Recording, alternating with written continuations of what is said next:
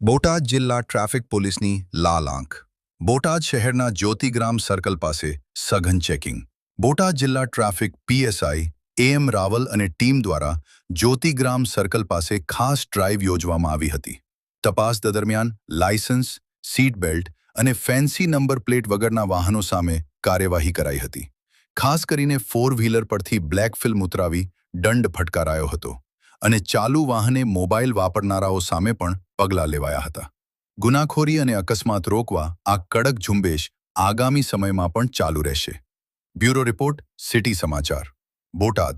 તો આવા જ સમાચાર જોવા માટે અમારી ચેનલને લાઇક કરો, શેર કરો અને સબસ્ક્રાઇબ કરવાનું ભૂલતા નહીં. હા, એસપી સાહેબ શ્રી ધર્મેન્દ્ર શર્મા સાહેબની સૂચના હતી અને ખાસ કરીને જે અત્યારે ટ્રાફિક સપ્તાહ, ટ્રાફિક માસ, જાન્યુઆરી મહિનાની ટ્રાફિક માસ તરીકે ઉજવણી કરવામાં આવે છે. એટલે ટ્રાફિક બાબતે પીપલમાં અવેરનેસ આવે એ માટે અમે ઘણા પ્રોગ્રામ કરેલા અને ખાસ કરીને જે અકસ્માત માટે જે વધારે જવાબદાર છે એવું જ એક તો છે કાળા કાચ, બરોબર, જે બધા ગુના બનવાના કારણે એમાં પણ એ જવાબદાર છે.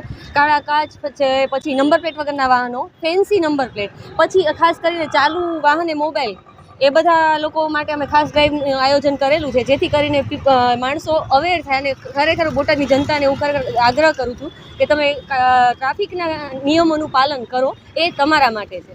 તો આવા જ સમાચાર જોવા માટે અમારી ચેનલને લાઇક કરો, શેર કરો અને સબસ્ક્રાઇબ કરવાનું ભૂલતા નહીં.